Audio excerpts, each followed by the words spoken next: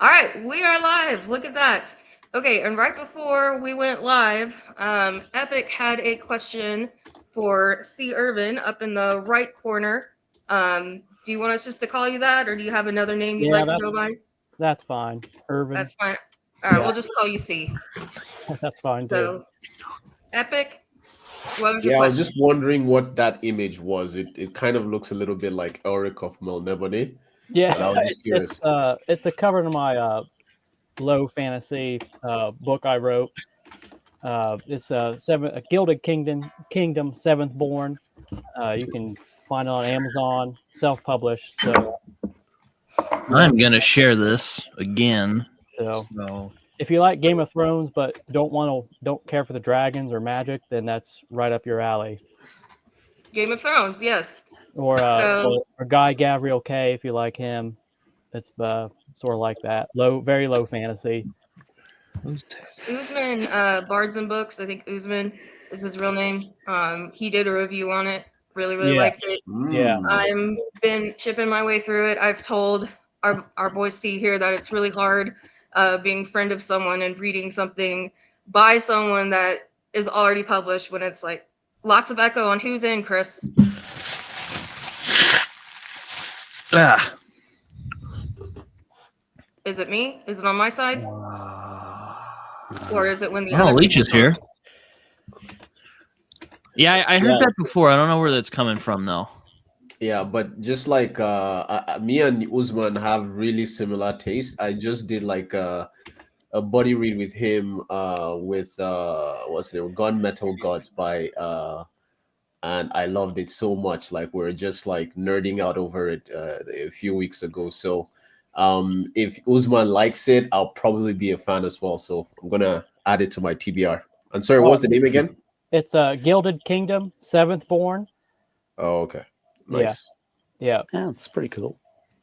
Okay. I is remember the- you sent me an email with it, and then I ignored it because I'm really bad at answering emails or even doing anything about them.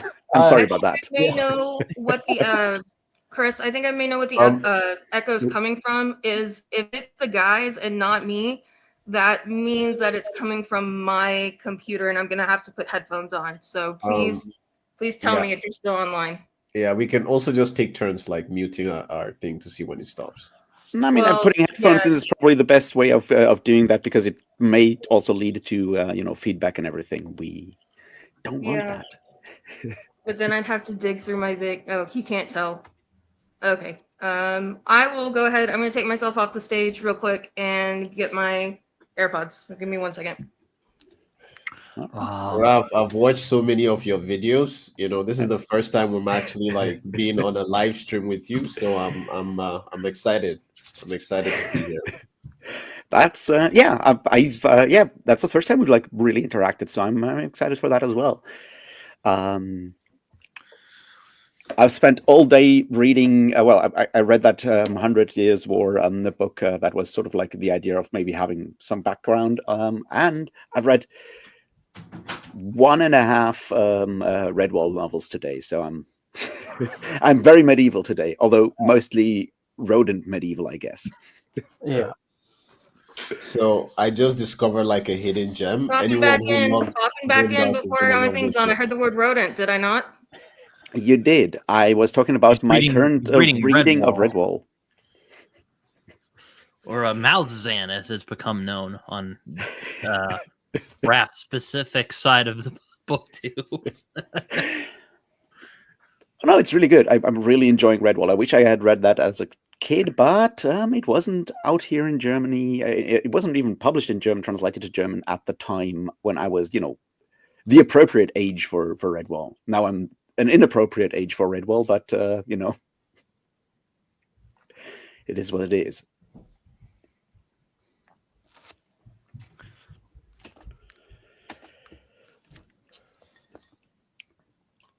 Oh, now I can't hear her. No, we cannot hear Amanda.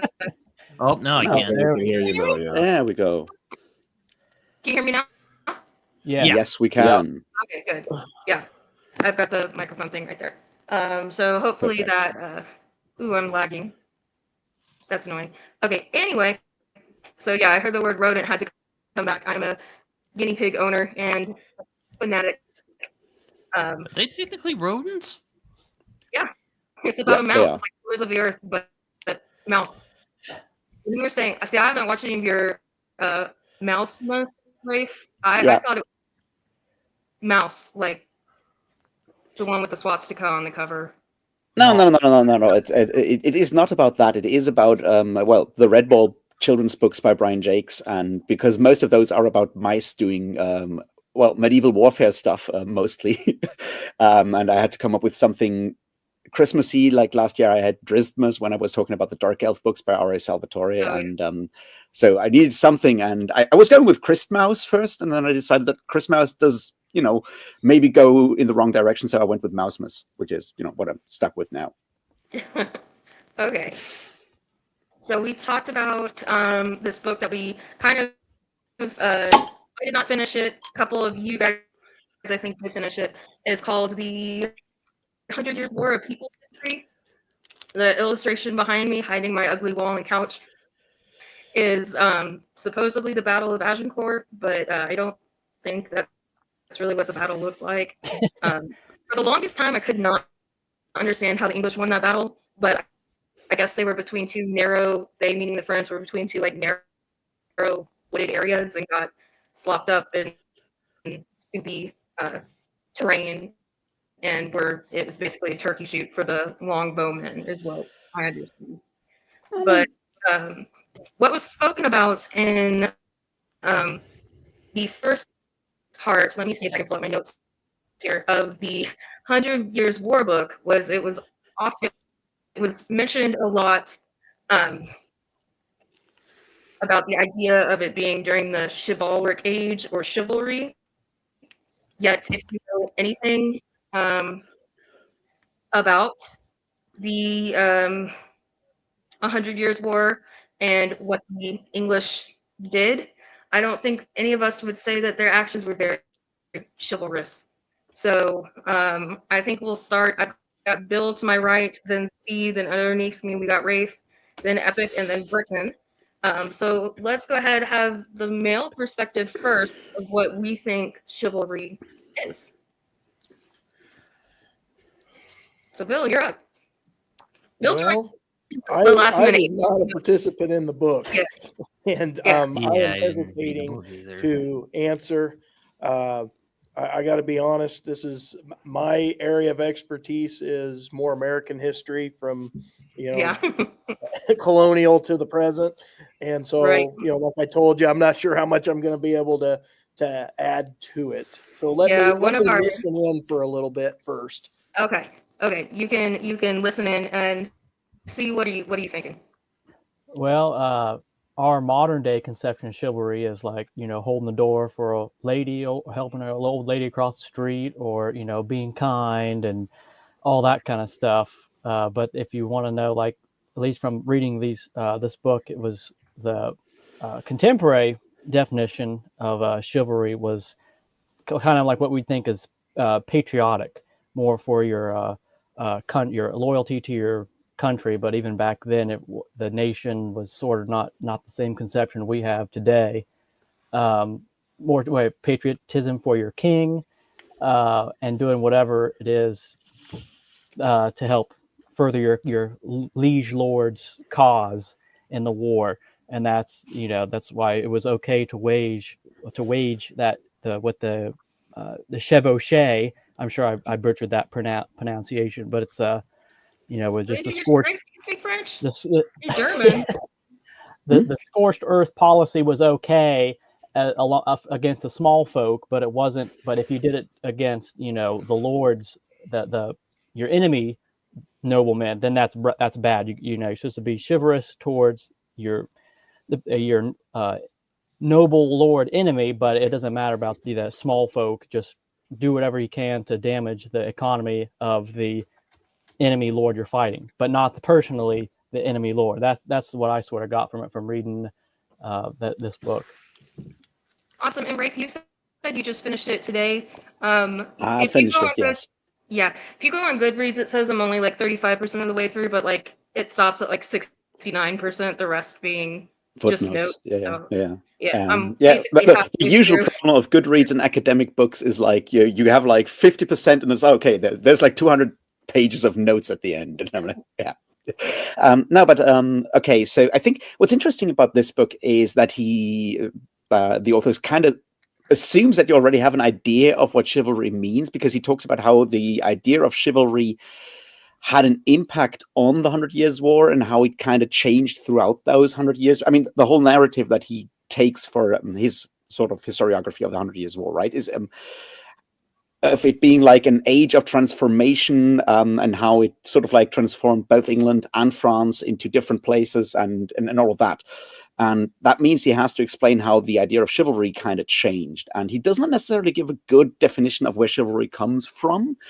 He just assumes that you know what that is. And I think that's a bit of a flaw there, because chivalry is one of those like terms that has changed so many times. I mean, like a lot of like even like modern ideas of what chivalry means when we think about chivalry as a medieval term is more of a result of 19th century Edwardian and Victorian age definitions. It's your what's his name? It's the sort of part of the reinvention of Arthurian myth through Idylls of the King, and stuff like that, through Tennyson and people like that, defining chivalry in a new way. And that's sort of like something that has impacted how we see it at the moment. And I think it's important to kind of connect it to Arthur in a way, because a lot of these sort of ideas of chivalric codes and chivalric romance kind of are something from the 12th, 13th century parts of France that are sort of tied to a specific image of nobility that you see in like the chivalric romances of someone like Chrétien de Troyes and people like that, which have an impact on like Arthurian mythology, obviously, because Chrétien kind of adds like more stuff like Lancelot and guys like that to the Arthurian myth. And you go from there and you move over to someone like Thomas Malory, which he mentions that in 100 Years of War. And that's the thing, like Malory talks a lot about chivalry in a lot of ways, but he's adding like a very specific War of the Roses kind of late 15th century spin on chivalry already. So he takes an idea that has been around and he moves it to his specific idea of what chivalry is. And that's like at the end of the 100 Years' War and past that already.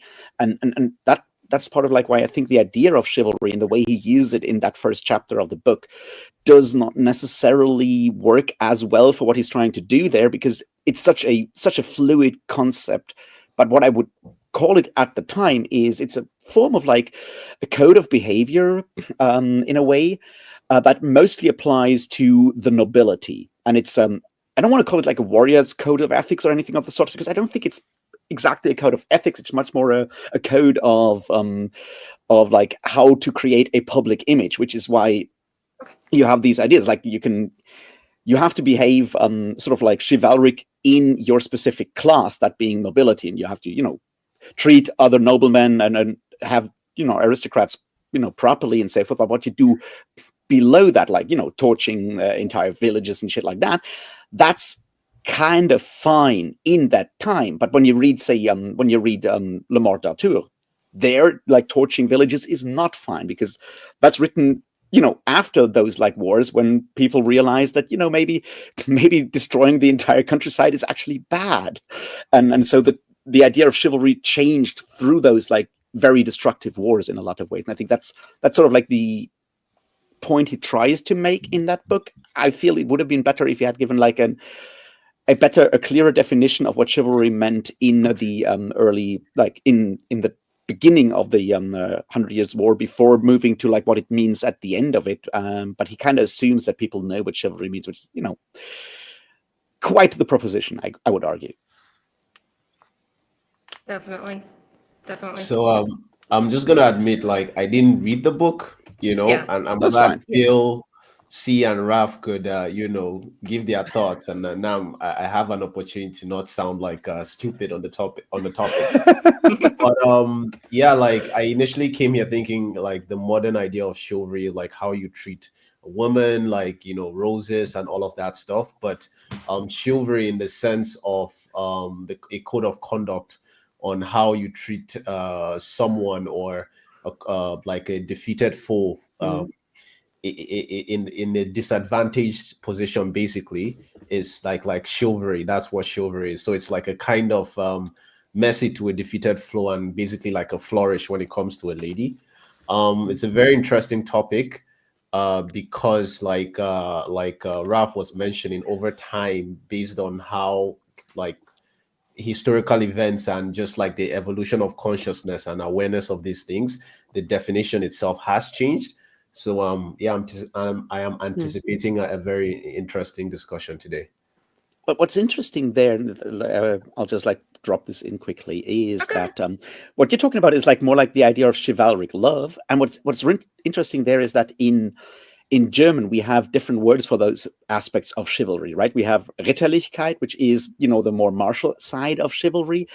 And you have the word Minne, which is the romantic side, the chivalric love side of things, which allows sort of like a differentiation that the English word of chivalry does not necessarily allow for, I think, which is interesting because nowadays, I think in the romantic side, the chivalric love side of things is much more prevalent, and the other side of I guess it's more like turned into like sportsmanship in like a British context, I would argue, probably. Yeah, like it's always interesting how like when you study a topic in a different language, there's always more context. Like in English, we only have chivalry, but in German, there's a clear distinction on the different types of chivalry, and like that can only be like helpful in understanding, like the topic in general. Yeah, I mean, I generally think of like chivalry, like, kind of, I get a lot of where I get from chivalry from is like fantasy literature. So, like respect women and defend the innocent and do what's right and protect your king. Which, if you read something like A Song of Ice and Fire, which really puts that idea to the test. That's kind of my idea of what chivalry is, though. Though again, people can nitpick that, but that's kind of what I think of when I think of chivalry. And I think to a large part that is sort of like that like 19th century influence, I guess, because after reading that 100 Years War book again and like knowing something about medieval history, it's like chivalry did totally not prevent you from mass raping your way through like peasant villages at the time. Yeah, share a quote real quick. This was my favorite quote from the book. So they killed the knight, put him on a spit, and turned him at the fire before the lady and her children. After about a dozen, sorry, I should be laughing. After about a dozen of them had violated the lady, they tried to force her and her children to eat the knight's flesh before cruelly putting them to death. That's grimdark right there. Well, I think Rafe, was it you who said something about sportsmanship? Yeah. Somebody mentioned it. I can kind of see chivalry working that way because most of the games back then, even chess, were war games.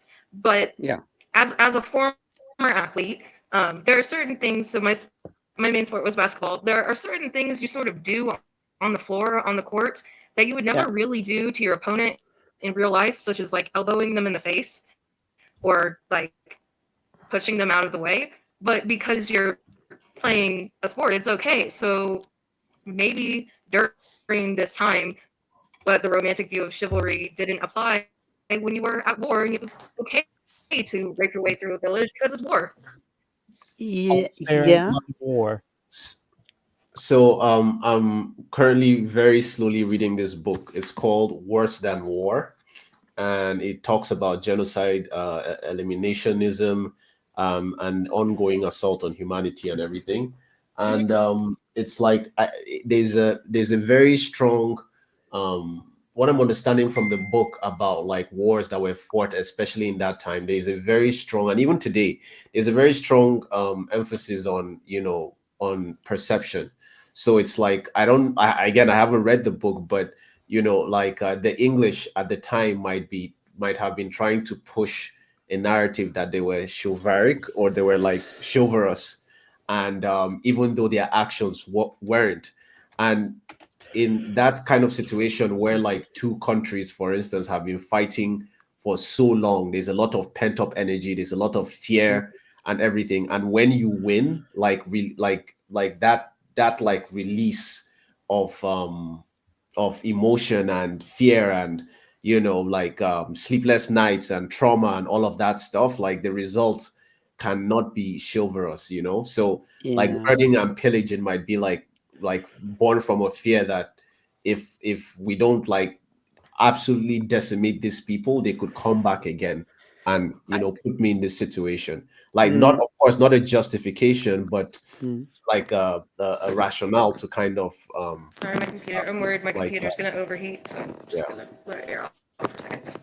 I don't think that's like the way this works in this specific thing. I mean, I know what you're talking about, and it's something I've like years ago I read like a really interesting book from Milos to Millet, which is about sort of these elements in like ancient history and medieval history, and looking at ideas like payback and the way that war can get out of hand. But like what chivalry does, I think, at the time, when you look at the military side of it, is war is fairly closely circumscribed at that time, or what is considered war, right? It's like you meet in battle, you punch each other in the face, you exchange hostages, or you capture people and then you can ransom people and so forth. And that's where the code of chivalry works.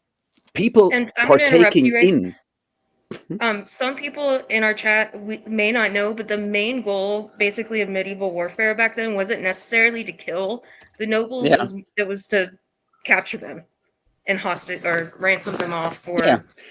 Yeah, that's exactly what the chivalric code kind of guarantees. It's like if you partake as the elite, that is the important part, as the elite of your country in that specific warfare, while doing the warfare thing, you have certain rules and protections that are somewhat unspoken, but it means, for example, that if you're a nobleman and you're down and someone else takes you, captures you, there are certain things you can expect. Sort of the way we still have sort of ideas of like certain rules Code. Of how, like something like that, in a way of that.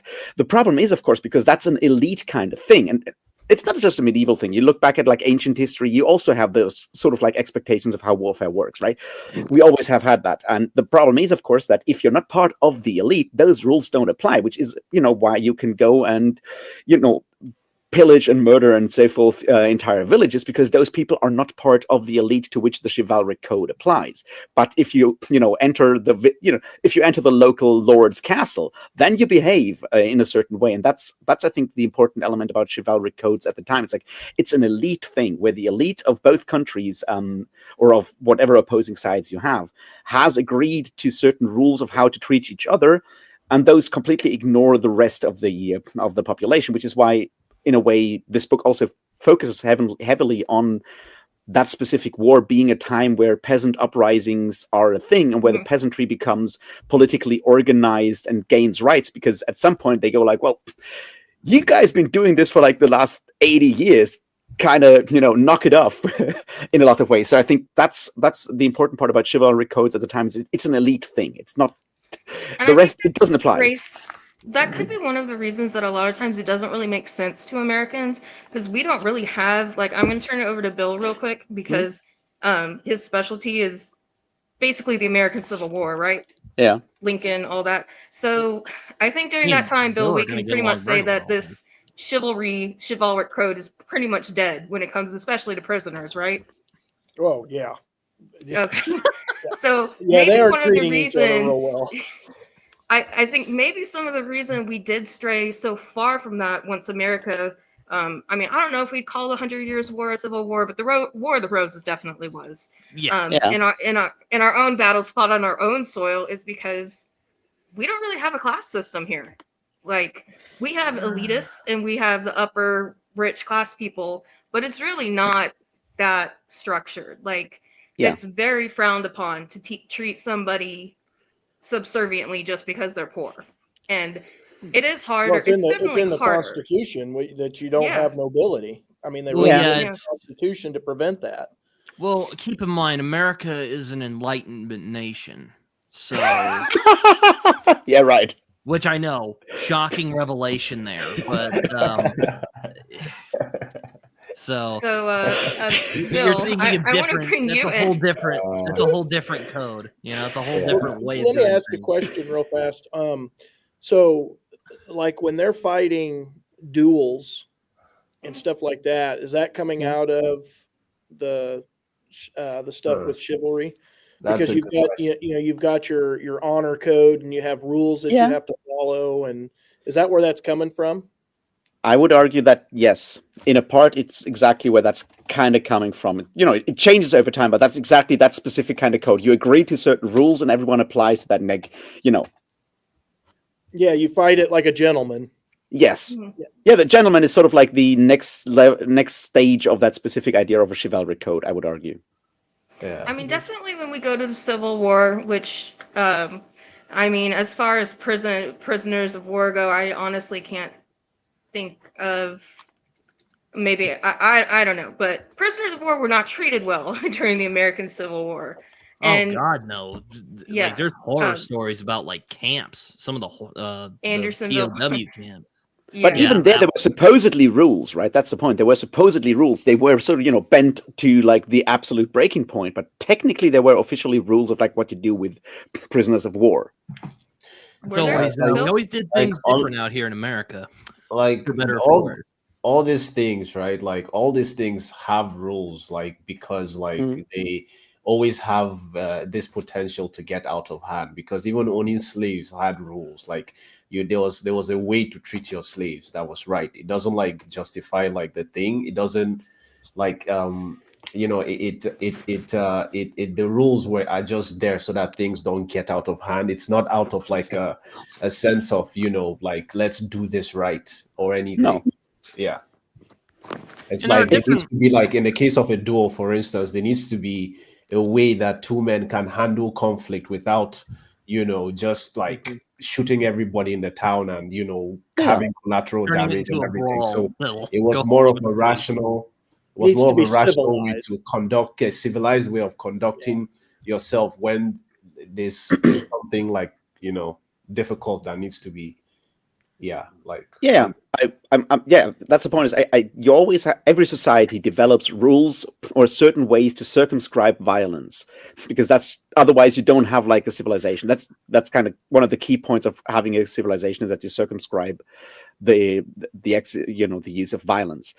What you do with chivalry and what is sort of like the anachronistic approach to that, which is exactly where you go with, like, say, the 19th century and so forth, is like you romanticize a certain version of circumscribing violence into something very different over time. Yep. Whereas at the time, it was not necessarily, romanticized the way it is nowadays, where chivalry is something positive. At the time, it was more like a neutral thing. It's like, yeah, you're part of the chivalric class, which comes just like from cheval, like horse, right? You're a dude who can afford a horse, and with that's what it means, literally. Unless you're a peasant, then in that case, like, go away. You're That's the wrong type of horse. And with that comes specific benefits and so forth. That's a very neutral kind of term, right? And it becomes something else over time. Yeah, it's like, how do I put this? Like, our conception of knights, and I'll admit, my medieval knowledge is not as strong as like Amanda's, for instance. Mostly what I know is like the War of the Roses and from Game of Thrones, and even then you could probably nitpick a lot of that because, well, it's a fictional story. Also, that's But- like late medieval. That's basically Yeah. already where like the whole idea is basically past. It kind of fails mostly because people are still adhering to sort of like older concepts of like what you might call the High Middle Ages, which I guess is where we could probably move towards the idea of like what does medieval or Middle Ages actually mean, which is one of those points that Amanda had on her list of things we want to talk about. yeah. Right. Segue. Yeah, Just but, like- quickly before we like move along, like Bill asked the question, and I believe he was trying to go somewhere with his question, and we just like took it away. Yeah. Could you like keep like make the point you were trying to make? I was just wondering, is that where that spins off of? I mean, I don't know if I had anywhere I was going with it. It was just Okay. it was just what was in my head. Yeah, Britain I to mean- a lot of people, the Wars of the Roses, the end of that war is the end of the Middle Ages, because it ends the Plantagenet era, and Yeah, and then the brings forth Tudors came Tudors. in. Mhm. Hmm. So Well, what I was gonna say is like knights were, from my knowledge anyway, they were more like lords who like if they were going to war, the king's like, okay, we're gonna have to strap up and go fight the French or something, well, or knights take were more over. Yeah, so like knights used land. as a weapon. I think they were more They were They're like like the tanks. yeah, Like they going were to like war without a soldiers. knight would be like going to war without a tank. yeah, Yeah, and Yeah. they were like mobile police as well. Like anywhere you much, see, like but like they didn't own land, and like to be a lord, you need to own land. Mhm. I think that one important thing that we kind of need to talk about here is when it comes to like Middle Ages and the terminology is that the Middle Ages are, first of all, a very Eurocentric kind of definition. It only makes sense if you're talking about Europe. And Mhm. even within Europe, the idea of what Middle Ages means is very different on where you look. And the sort of like Anglo and American version, the one that has sort of bled into a lot of historical fiction and a lot of like fantasy, that idea of the Middle Ages is heavily focused on France and England. And if you go, say, to Germany or like the Holy Roman Empire and the parts that go to like Hungary and what is now Bohemia, which is now part of Czech Republic mostly, and those places, medieval society was very different in those places, and the idea of what a knight is depends heavily on where and when you are, and that's like one of those things that makes it so difficult to go like, well, we're talking about the Middle Ages, like no, shit's very Does different anybody- depending on where you are. Does Are you talking anybody about the watch the channel Crusades? Are you Medieval talking about the Madness? 100 Years I've sent War? it to you. See, Yeah, I've seen a few of their videos. They're Yeah. like a very They, niche um, topic. Each video they do. they have a Viking one now too called Viking Vault. But there's one when I was teaching my students about the feudal system. I showed them where they described what even were the Middle Ages, and I found myself disagreeing a little bit. But obviously, we look at something like the Crusades. When we think of the Muslims and the Arabs during that time period, at least in America, maybe England, Britain too, we see like a Saracen soldier. I don't think Middle Ages is like the first thing that pops into our mind. Whereas we see a knight, it's like, oh, that's the Middle Ages. Or we hear about the plague, oh, that's the Middle Ages. So personally, I think the Middle Ages, when I consider them to actually start, would be with the plague of Justinian in 541, because that was the first instance of Black Death, or bubonic plague, which when we think of the Middle Ages, that might be the first thing that comes to our mind. At least I know when I think of the Middle Ages, first thing that comes to my mind, knights and plague.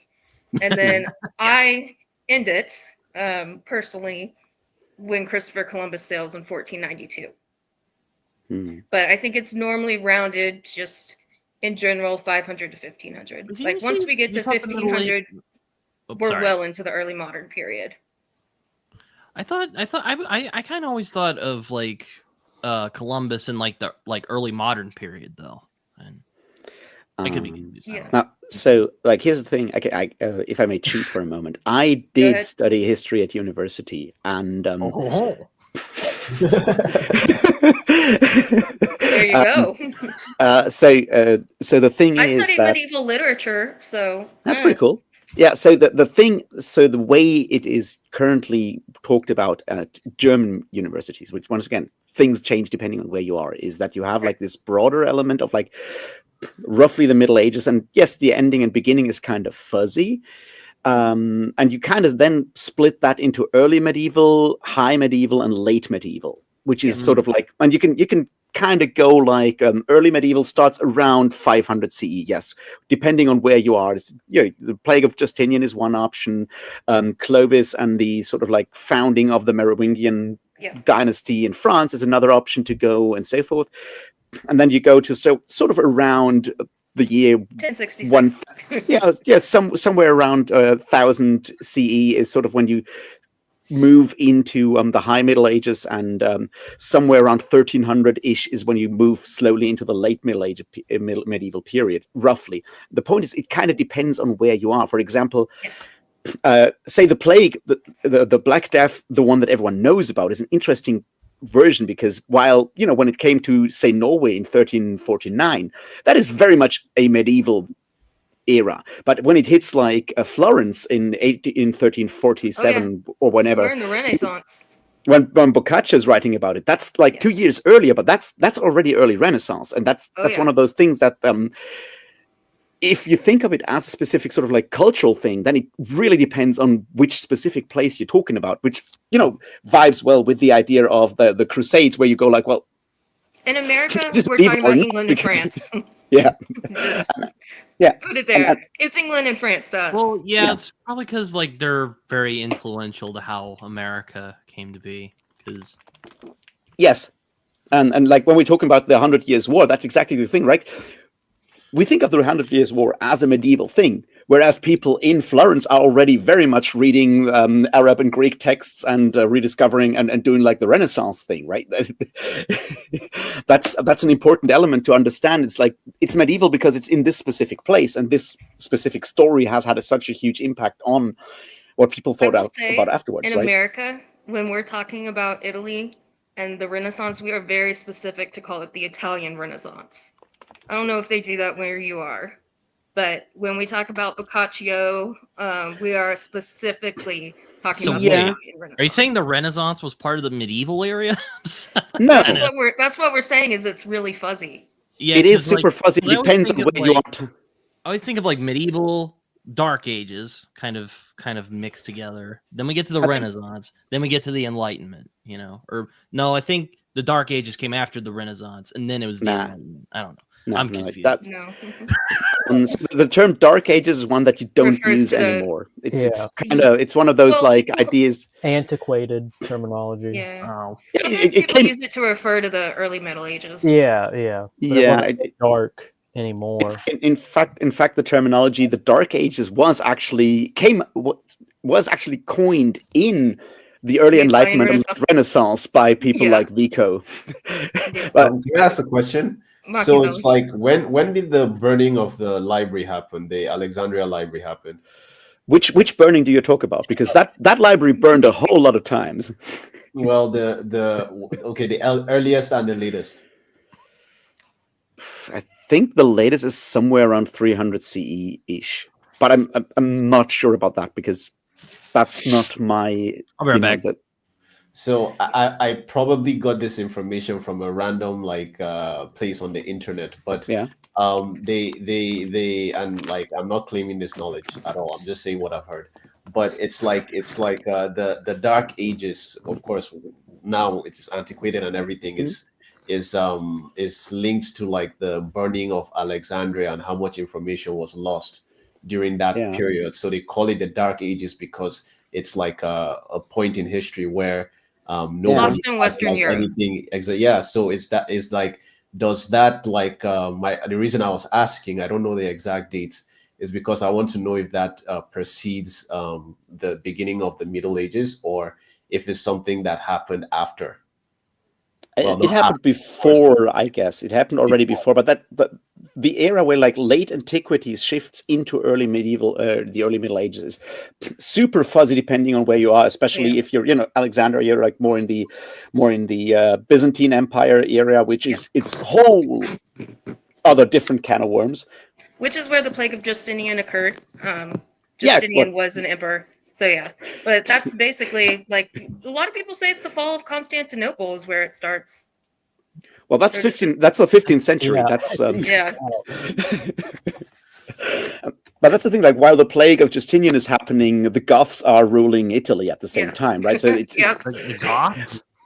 the Goths. Yes, Oh, the Ostrogoths in this case, because the Visigoths moved on to Spain and then from Spain to northern Africa, which is where they ended up. They're called the Vandals down there. No, those are different tribes. So they were there's just Visigoths bouncing and there's around, huh? Vandals, Oh, okay. Yeah, they were nomadic. Yeah, and the they're Visigoths. credited with the fall of Rome. The Goths, the barbarians.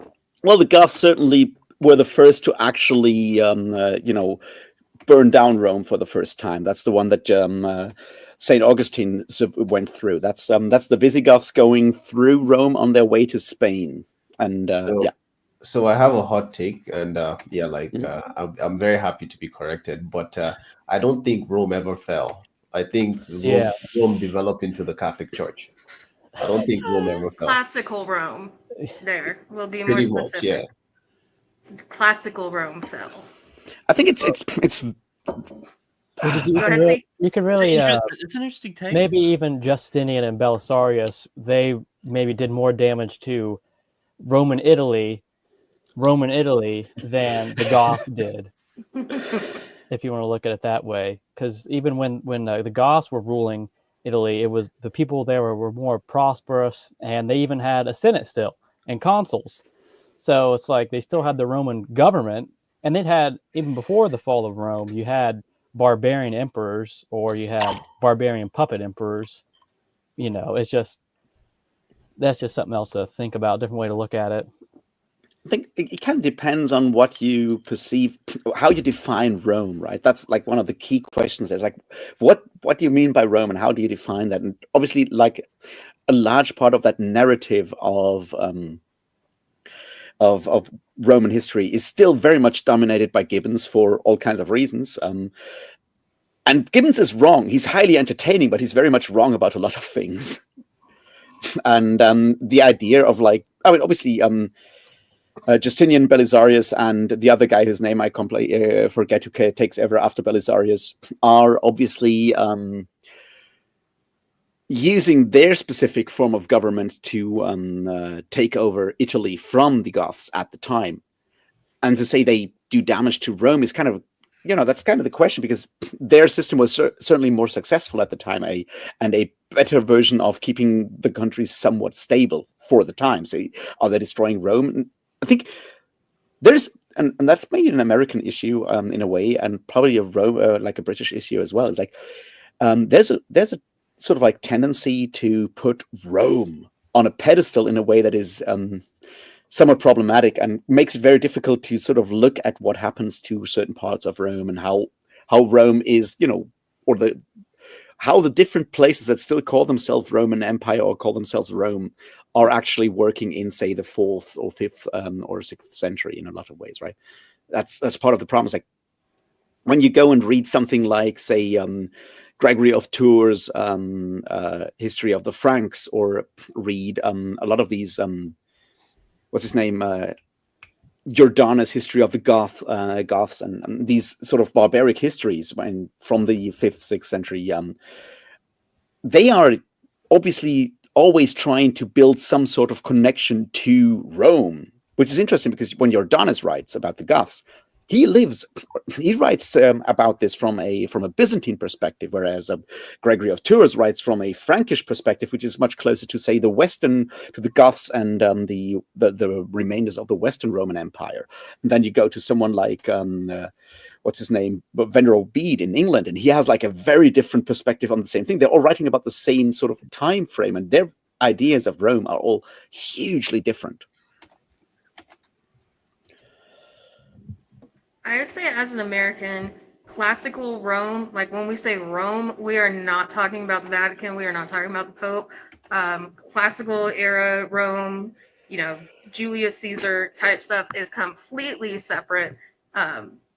And when we learn history, versus it just doesn't even feel like the same place. When we talk about like Renaissance Italy or the Vatican. I mean, that's an important element there, right? Is the idea that the Renaissance, when you look at like people like Boccaccio and Petrarch and so forth, that they're actively trying to rediscover and reconstruct a form of like what it means to be Rome or Roman in a lot of ways, in an attempt to sort of like create some sort of Italian identity or Roman identity. It's the same thing if you read someone like Machiavelli, who everyone knows for that one book, which is, somewhat misunderstood, but like he wrote like the Roman history books. A lot about his major works were mostly like history, Roman history and Roman history and military history of like the Roman Empire and stuff like that. The whole idea is to sort of create a pan-Italian identity and so forth, in a time where in the Renaissance you have all these different city-states constantly fighting against each other.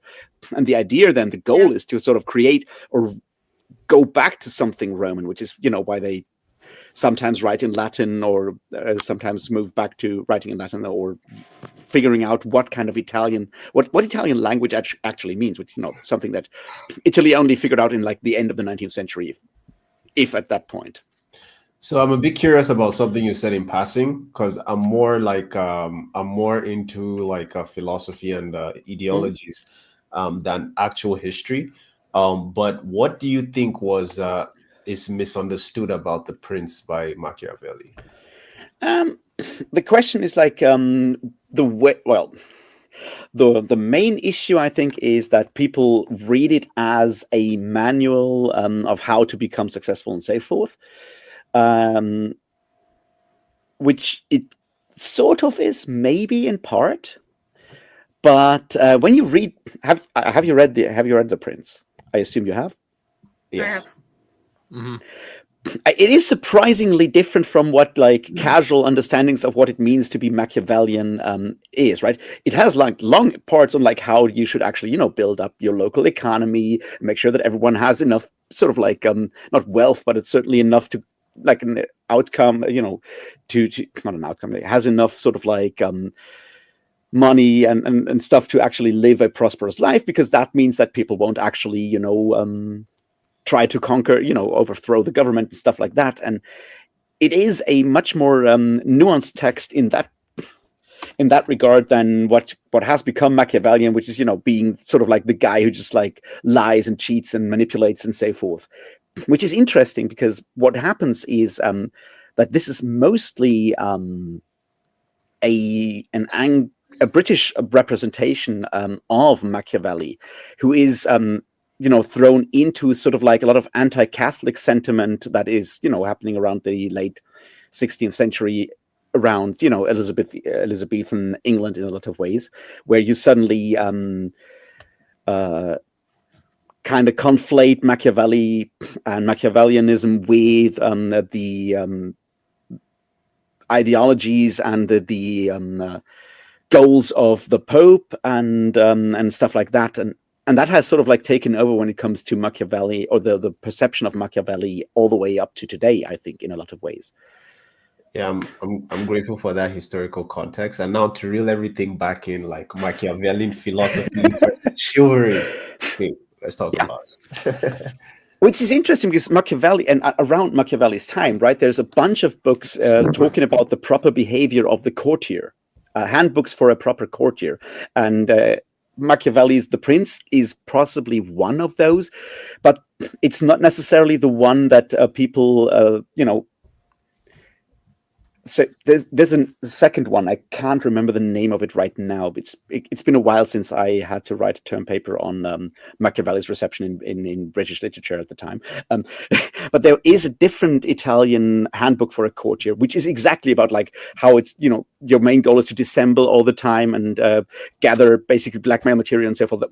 All the things that people consider to be Machiavellian. But those were supposed to be handbooks for courtiers, and if you assume that the courtier is sort of like the Renaissance equivalent to the medieval nobleman and thus the knight in a lot of ways, right? Because you have an sort of like evolution from the medieval nobleman into like the Renaissance courtier, then certainly what is considered like chivalrous in a lot of ways, or at least proper behavior for someone in the sort of like orbit of power, which is, what chivalry and chivalrous people and then like courtier people were supposed to be, then that has shifted massively between those specific eras. So that's my attempt of kind of tying it back. I like how you like, really emphasize the point that like the chivalry, or like a code of conduct in general, was more about function than any kind of like honor or morality, like assumption or presumption about. Yeah, I like how you piece that up. Yeah. Okay, so we've already mentioned this. It has already come up in a discussion about Middle Ages. Why do you think so much media that takes place around during the Middle Ages is compared to Game of Thrones? Oh, well, I mean, big Game of Thrones fan here. Probably because it was the most successful version of depicting medieval or pseudo medieval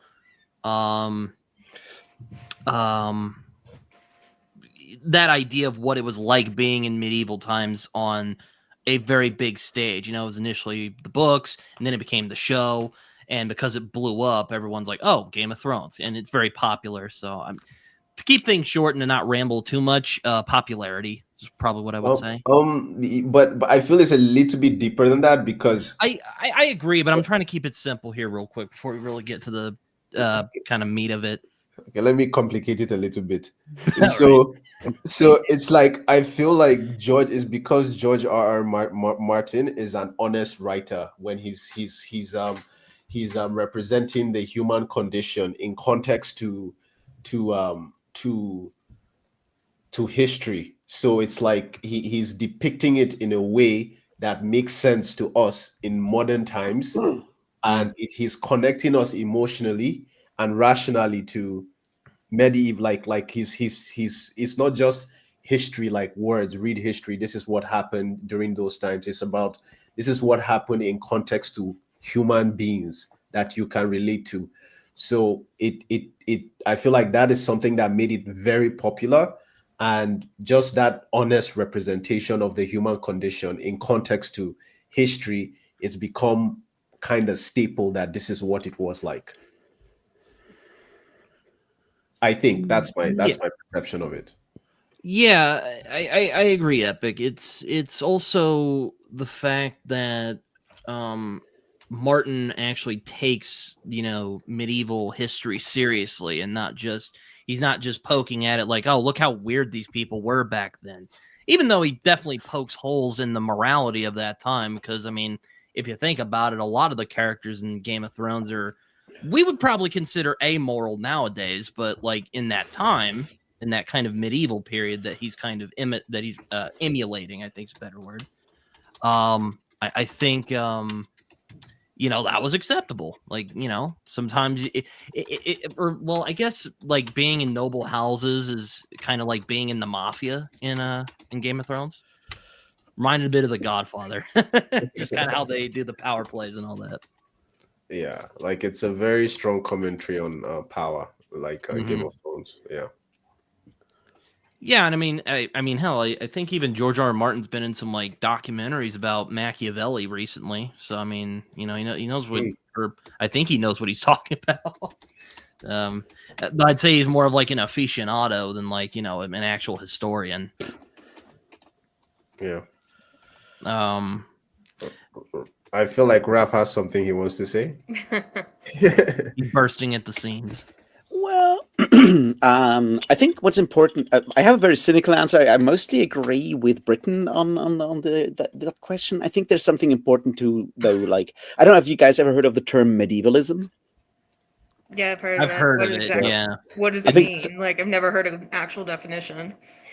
Umberto Eco writes about it a lot because, you know, being like a medievalist who then started writing about all kinds of other stuff.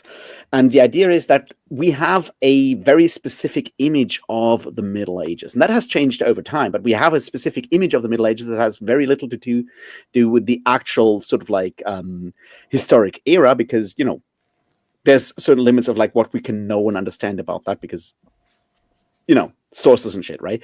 And so speaking to a specific image of the Middle Ages and writing about that and sort of claiming authenticity for that is sort of like where medievalism kind of goes into. And I think what George R. Martin successfully managed is to update the image of the Middle Ages in a lot of ways from, say, an earlier image of earlier version of medievalism. And the main thing that George R. Martin managed to do, and then other people, say Joe Abercrombie, added to that later on, but is take sort of like a language, a mostly visual language, but also, you know, descriptive language from mostly television and movies from the 70s and 80s, and add that to our depiction of the Middle Ages, where you go back to, say, earlier versions of how we portrayed anything that looks medieval, right? It often had like more of a fairy tale, romantic approach.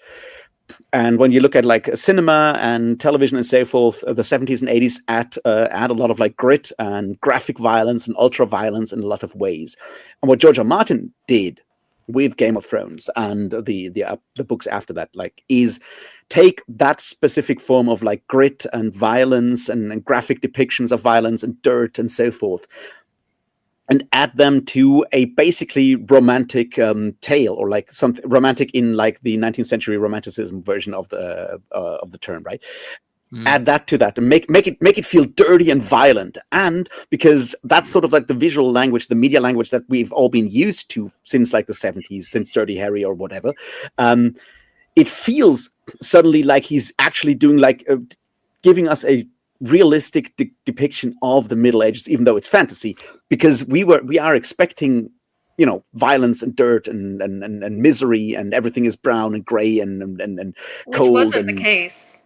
Yeah, I was in about to say, that's kind of where I want to go with this, right? Is like he took all that language that we have come to expect as a sign for authenticity, and he put that into put that framing on something that looks vaguely medieval, and that makes everyone feel that he probably knows what he's talking about when he's doing like a depiction of the Middle Ages, even though it's in Westeros and not in like the War of the Roses or whatever. And that I think is. Yeah, I think he does a good job of, when we talk about that visual language, specifically the show, of showing us what we think of when we think of medieval aesthetics. Because we think of gray, we think of dirt, we think muted colors, misery. Yet medieval people that like watch a movie, watch the 1968 Romeo and Juliet, or watch the Henry the Lawrence Olivier. By the way. So I feel like we're conflating some things here. So we're talking about the Middle Ages in context to how we understand it. The people that lived in those times might not have thought that it was dirty and it was gray and it was all of that. The point I was making initially was not that George R. Martin gave like an accurate depictions of the time. I'm saying that he connected us to that era by creating really good characters, and like it is by depicting the human condition so well in his novel that we could relate with it. So it's not that he gave an accurate depiction of it. It's more about his characterization and like the themes that he's touching on, that everybody's grandma was stuck to the screen when Game of Thrones came out, because even they could relate. So it's a testament more to his writing than his popularity, is my point. And I think maybe setting it in a fantasy world might have actually made it a bit easier for a general audience to relate to, because it just requires that suspension of disbelief. So we know these characters aren't real, but we can project ourselves onto them easier than we would be able to someone who lived in a time we know was real, and in a world we know was real. And it also, I think we should also keep in mind that it isn't just like medievalism that George R. R. Martin was pulling from. He was also pulling from like Arthurian legends, particularly with the knights, and he pulls from Tolkien quite a bit, particularly with like the scale of the world building, and in A Song of Ice and Fire, and also just some of the character names as well. But yeah, no, I think Epic's right. It's that he really made it to the point where people could understand it on some level. Like, he gave us a way in. I don't think Martin ever claimed it was like historically authentic or anything like that. No, and I mean, I think there's like two levels to this. Like, one level is, of course, that setting it in a fantasy world is a wonderful way to dodge any accusations of inaccuracy. It's the same thing that Robert E. Howard did when he said, "Fuck this, I'm writing Conan." Yeah, I'm going to go there with inaccuracy. Okay, perfect. The other part, I think, though, is Epic, when you say that it's mostly because he manages to write good characters and it portray the human condition, what you're basically saying is, if he had set the same story in something set in like vaguely Renaissance or vaguely 17th century, it would have been just as successful, because it is not actually about his portrayal of a medieval society, but it's mostly about drawing an audience in through the individual characters. And that's an interesting take. You might be right with that. I'm not disputing that, but that would basically say that it's incidental that it has impacted the depiction of the Middle Ages. I don't look at it in isolation like that. I don't look at it in terms of like I'm like 100% I'm certain that like the fantasy elements helped. I'm certain that the popularity, the timing of the show, what like modern audiences were looking for. There are a lot of other factors, right? But George R.R. Martin, like if you've read some of his other books, like he's done some sci-fi, he's done some things, and in all of them, right? Like for people who like his writing and like his stories, there's a solidity to the themes of his story, you know. So for me, like when I look at stuff like that, it's the question that I'm trying to answer is that why is that the image? Of course, the popularity was an issue because like so many people watched it, but I'm looking like one step backwards. It's like, why were so many people watching it? And it's like when you can attach emotion to information, it sticks. So by creating these human characters and like having them go through all these things that all of us can relate to, and then romance, like, you know, some people think that I've seen stuff on Reddit and people talking about how like Cersei and Jaime Lannister's relationship is like, you know, so great, you know, and it's like you know, it's like, no, it's not. It's just he made you like those characters even though they were like really bad people. And it's like because you can still connect with the human aspect of it. But yeah.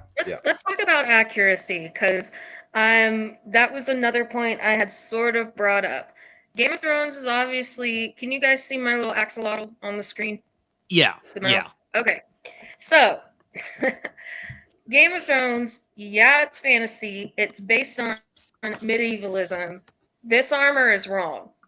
It's not put together correctly. This section right here, this sort of collar that you see on Loras and then that you see on the Hound here, that goes underneath the plate. Why is it on the outside? Yeah. Like maybe the Hound was just trying to show some personality. Well, Loras is too. I mean, it's just also the Hound is not a knight technically. Well, yeah, but like armor, I feel like his arc is trying to. His armor is not functional because you can get a dagger up underneath that thing and stab his throat. So, as accurate as it could have been to the medieval age, they didn't know what they were doing when they put costumes on people. So when we go to historical inaccuracies and anachronistics and anachronism, at what point do we think that people can go too far? Because we look at something like Braveheart. Evidently, there's a movie where Julius Caesar and Brutus are portrayed as half-brothers, and we've got the other Boleyn girl, which is about as inaccurate as Braveheart.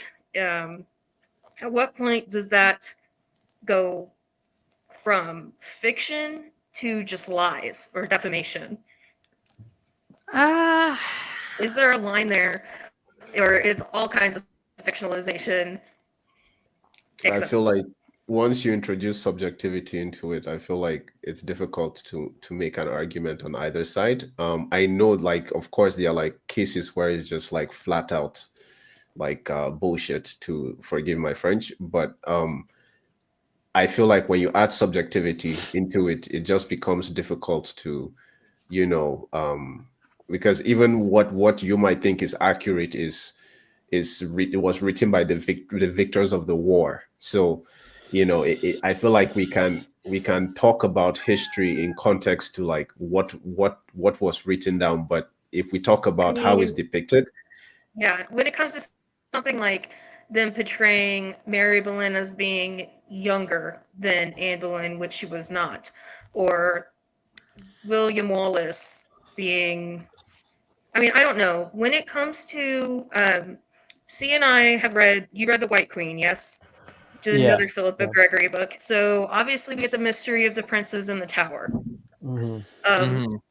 If it's a historical gap like that and you want to fill it in with something totally fictional, I'm cool with that. It's when you straight up change facts that it just kind of bothers me. Like, So, like, does it bother So you? does it if, come like, down does it to bother you? when Go ahead. does it come down to when you go to the movie theater? Are you going for a history book or are you going for entertainment? why can't it be both? Why can't you be Um, historically accurate and be good? That's what I'm Well, saying. I mean, I'll Apollo put it. 13 was a great movie, and that was super historically accurate. So I'll put it. it's like, why would you Yeah, why would you write a because book about a character and then change almost everything about them? but Unless it's but things but that we it's don't like know. so. For instance, you gave an example of like someone that was represented as older. Like I don't know the history or anything, but you gave an example. But it's like which you said you're fine with, right? So you're not. So are you fine with, like, say in stories where say the race of the person is changed, or like just certain details that are changed for, say, like the political Depends state on the of like tone. this. It Sorry. depends on the tone. So we see it depends on the tone and the style. So something like Bridgerton is awesome. But if we're doing a straight up like retelling, like say we're performing, I don't know. It depends. Yeah, it depends on the tone. Obviously, Bridgerton is not trying to be historically accurate. It's very stylized. But if it was just a straight up, Regency romance series, yeah, it would bother me. So the reason I'm asking is like, have you seen this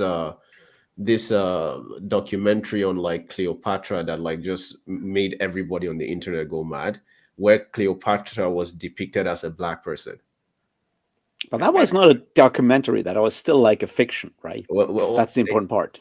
yes, but then it's like when they were interviewing the actors, like one of them said, "Oh, my mom told me Cleopatra was black," and then it entered into this whole thing because she was trying to defend her position, and everybody was like, Egyptian. "Shut the fuck up." Yeah, but like, it's like it's basically like, even on that level, like they can tell the story as accurate as it is, but like when you bring like all these triggering factors to when you include all of that, then it's just like becomes haywire, like in terms of people accepting it, and people being able to actually like learn the actual history of anything.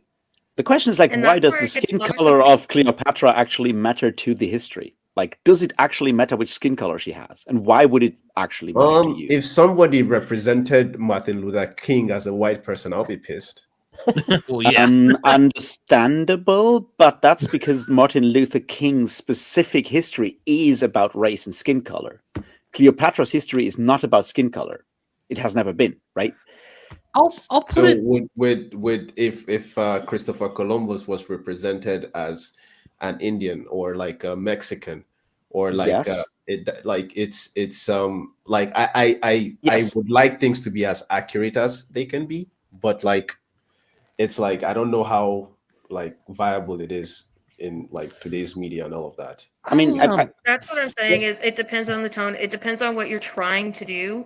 And in certain films, if you're trying to make a straight up historical film, I'm going to use Kingdom of Heaven as an example. That's incredibly historically inaccurate. Not a great film.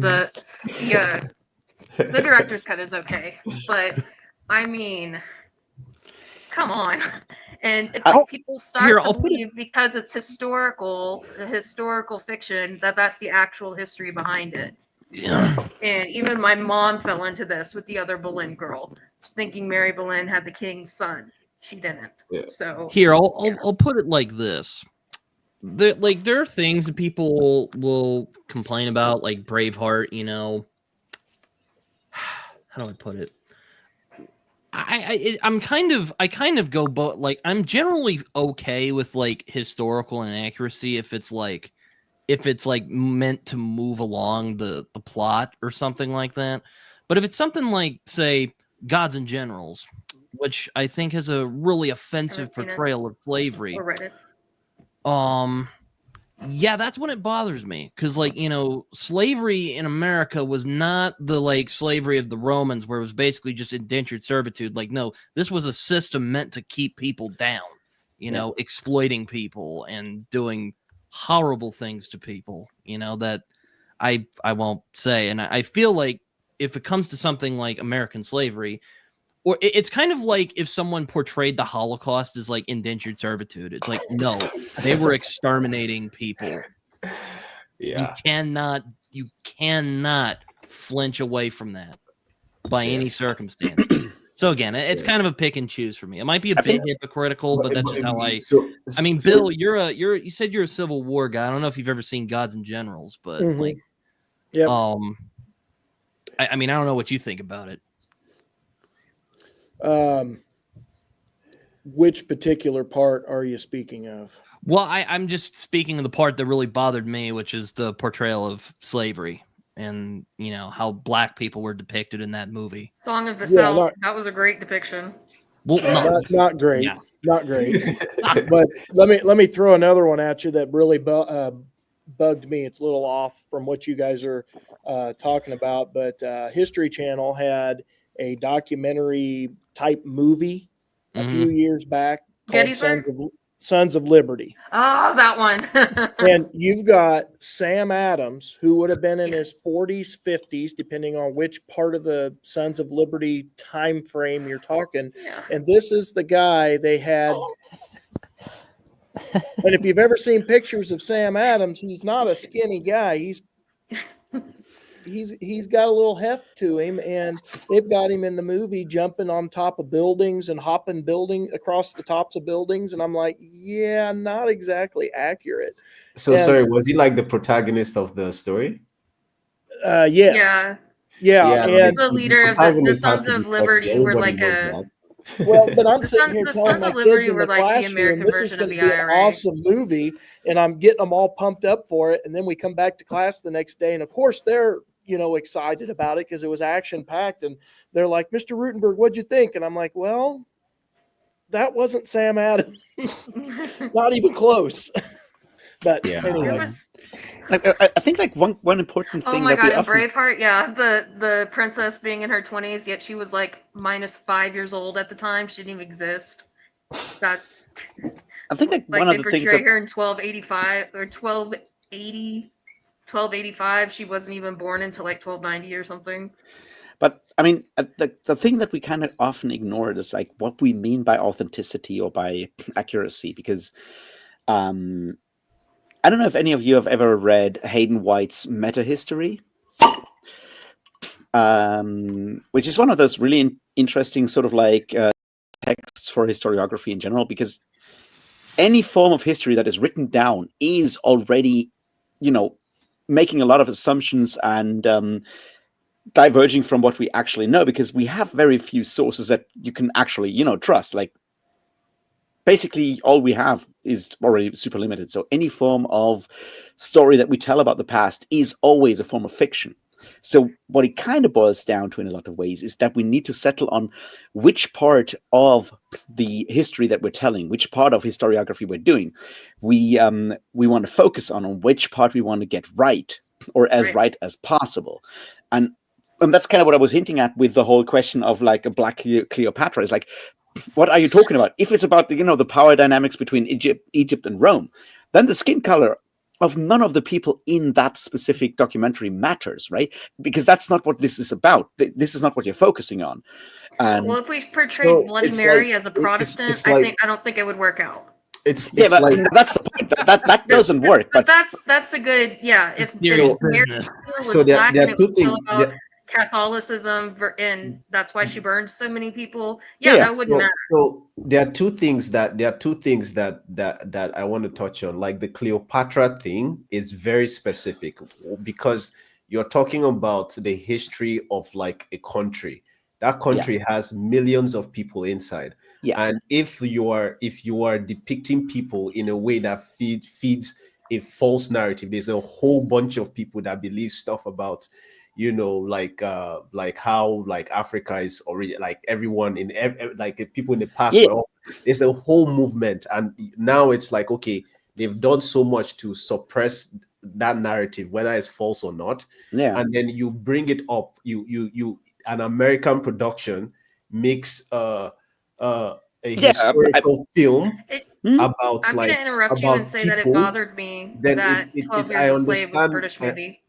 I understand why they were pissed, but there's another like very specific. I would argue they were pissed for the wrong reason, because if you would argue that it is absolutely fucking racist to have a black Cleopatra, because it kind of shows that American production companies think that everyone in Africa is black, then I would absolutely agree with you. But most people complaining were like, no, I want a white Cleopatra because Cleopatra was white, and that's racist as well, but from the other side. You know what I mean? So it's like I understand what you mean, but we're talking about people that have taken the narrative and like imposed their own ideology on it. What I'm talking about is I'm talking about the people reacting to it. I'm talking about the people reacting in the aftermath of it. I'm talking about the people who actually have like stakes. There are people that are just racist, 100%.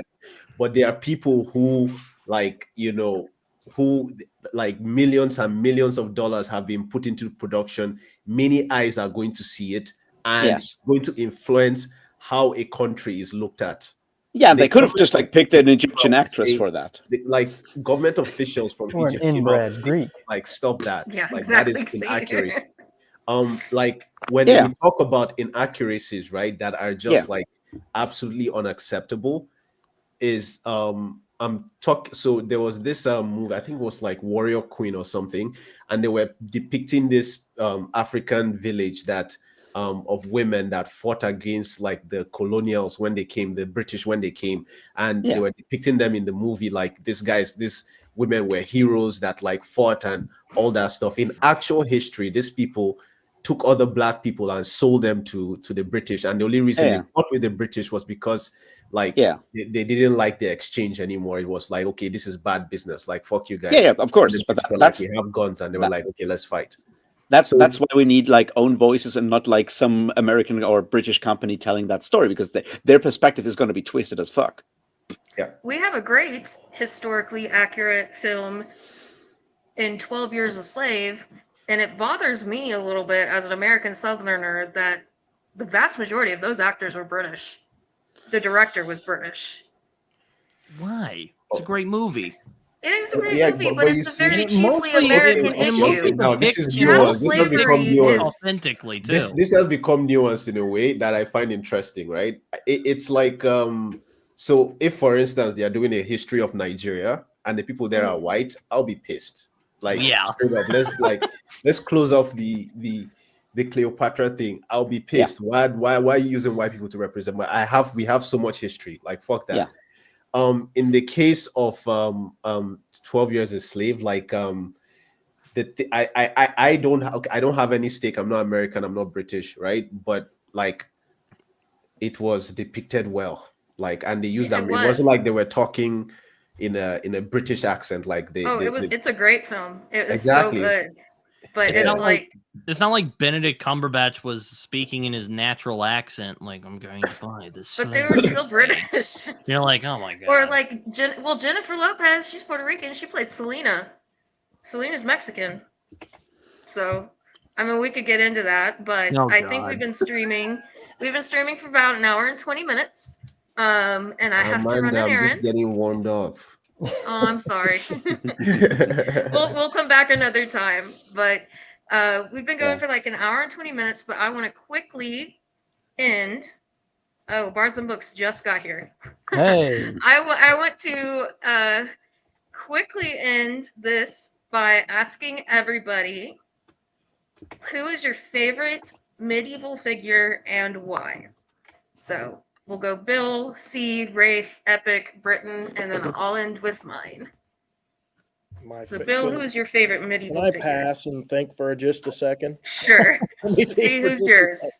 Oh, there's so many. There's so many. Like 1,000 years worth of characters to pick from. And I really like Baldwin IV, King of Jerusalem. I'm Awesome. going with the cliche. Was he the one with leprosy? Yes. Yeah, he defeated Saladin. So I was He like, did, oh, yeah. okay, there we go. And, Yeah. he abdicated because he's too sick, and then his sister and Yeah. Guy of Louisiana, or I can't. Yeah. Something French. Oh, Mine is. It might not shock you, Amanda, because we've talked about him a lot. But mine's Richard III. Just all around heroic. Oh, You stand-up blitzed guy. out C for a really long time, so you're gonna have to back us up like 5-10 seconds. Just that Baldwin, despite all his ailments, he'd abdicated, then came back because his sister and her husband weren't cutting it, and they were all fighting. So he's like, stand aside, I'll do what I have to until I literally can't. I have to be carried to the battlefield, and he's still leading his troops, and it was that's chivalry right there. Like that's peak chivalry right there to me. So that's why I like him. So Britton, So go ahead and explain why. Oh, We'll redo Britton so C can hear it.